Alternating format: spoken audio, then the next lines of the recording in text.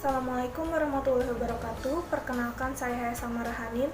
Perwakilan dari kelompok 2 akan mempresentasikan hasil kerja kami, yaitu pengaruh harga saham tertinggi terhadap hasil penutupan harga saham PT Polychem Indonesia Tbk periode 1 November 2021 hingga 10 Desember 2021.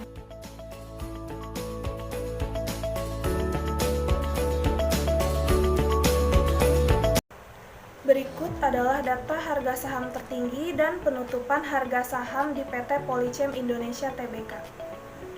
Uji asumsi klasik.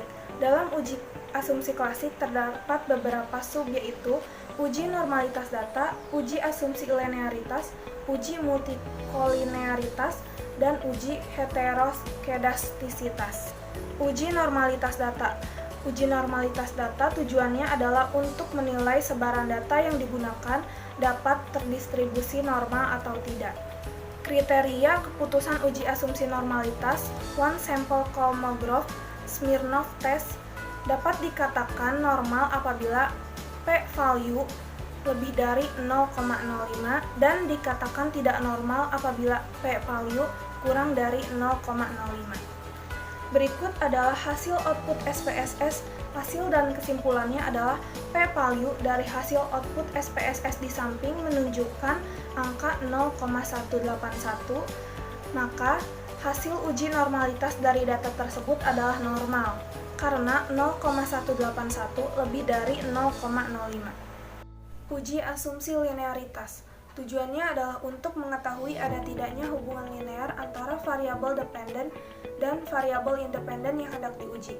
Kriteria keputusan uji asumsi linearitas adalah dikatakan linear apabila p-value lebih dari 0,05 dan dikatakan tidak linear apabila p-value kurang dari 0,05. Berikut adalah hasil output SPSS dan kesimpulannya.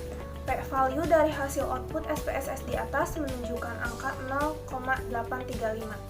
Maka hasil uji linearitas dari data tersebut adalah linear, karena 0,835 lebih dari 0,05. Multikolinearitas. Tujuannya adalah untuk menganalisis regresi berganda yang terdiri atas dua variabel bebas atau independen variabel. Kriteria keputusan tidak terjadinya multikolinearitas adalah dikatakan tidak terjadi gejala multikolinearitas jika nilai VIF-nya kurang dari 10 dan sebaliknya, dan dikatakan tidak terjadi gejala multikolinearitas jika nilai toleransinya lebih dari 0,1 juga sebaliknya. Berikut adalah hasil output SPSS dan kesimpulannya. VIF dari hasil output SPSS di atas menunjukkan angka 1,00 dan tolerans dari hasil output SPSS di atas menunjukkan 1,00. Maka hasil dari uji multikolinearitas di atas adalah tidak ada gejala multikolinearitas karena hasil VIF-nya kurang dari 10 dan toleransinya lebih dari 0,1. Heteroskedastisitas. Tujuannya untuk menguji apakah model dalam regresi terjadi ketidaksamaan varian dari residual satu pengamatan ke pengamatan yang lain. Kriteria keputusan uji heteroskedastisitas adalah dikatakan tidak adanya gejala heteroskedastisitas apabila nilai signifikansinya lebih dari 0,05 dan dikatakan adanya gejala heteroskedastisitas apabila nilai signifikansinya kurang dari 0,05. Berikut adalah hasil output SPSS dan kesimpulannya. Signifikansi dari hasil output SPSS di atas menunjukkan angka 0,723, maka hasil uji heteroskedastisitas dari data tersebut adalah tidak adanya gejala heteroskedastisitas, karena 0,723 adalah lebih dari 0,05. Analisis regresi linear sederhana. Terdapat beberapa, yaitu metode Entler, persamaan regresi linear sederhana, uji hipotesis pada analisis regresi linear sederhana, analisis koefisien korelasi, dan analisis koefisien determinasi. Metode Entler menjelaskan tentang variabel yang dimasukkan serta metode yang digunakan dalam analisis regresi linear sederhana. Dalam analisis ini, kita menggunakan data harga saham tertinggi sebagai variabel independen atau variabel X, sedangkan variabel dependennya atau variabel Y menggunakan data penutupan harga saham. persamaan regresi linear sederhana, yaitu Y sama dengan A plus BX. Berdasarkan hasil output SPSS di atas, maka model persamaan regresi linear sederhana yaitu sebagai berikut. Y sama dengan 11,229 plus 0,929X. Untuk membuat persamaan tersebut, maka bisa dilihat pada tabel koefisien pada kolom B di unstandardized coefficient, di mana hasilnya adalah angka konstan pada unstandardized coefficient. Dalam penelitian ini, koefisien konstanta sebesar 11,229 dengan nilai positif. Ini dapat diartikan bahwa penutupan harga saham atau variabel Y akan bernilai 11,229 apabila variabel harga saham tertinggi atau variabel X bernilai konstan atau 0. Angka koefisien regresi harga saham tertinggi pada unstandardized coefficient. Dalam penelitian ini, variabel harga saham tertinggi memiliki koefisien regresi sebesar 0,929. Nilai koefisien regresi positif menunjukkan bahwa jika setiap kenaikan satu satuan variabel harga saham tertinggi, maka penutupan harga saham akan menaikkan sebesar 0,929. Uji hipotesis pada analisis regresi linear sederhana. Hipotesa penelitian. HO jika tidak ada pengaruh harga saham tertinggi terhadap penutupan harga saham, dan HA jika tidak ada pengaruh harga saham tertinggi terhadap penutupan harga saham. Uji hipotesis atau uji pengaruh berfungsi untuk mengetahui apakah koefisien regresi tersebut signifikan atau tidak. Variabel X berpengaruh terhadap variabel Y. Maka uji hipotesis dilakukan menggunakan dua cara, yaitu membandingkan nilai sig atau p-value dengan alpha 0,05 dan membandingkan nilai t-hitung dengan t-tabel. Kriteria keputusan uji hipotesis nilai sig adalah berpengaruh jika nilai signifikansi kurang dari alpha atau 0,05 dan tidak berpengaruh jika nilai signifikansi adalah lebih dari alpha 0,05. Hasil output SPSS dan kesimpulan. Dari hasil output SPSS di atas dapat diketahui bahwa nilai sig-nya adalah 0,00. Maka dapat disimpulkan hasil uji hipotesisnya berpengaruh karena 0,00 kurang dari 0,05. Bandingkan nilai t-hitung dengan t-tabel.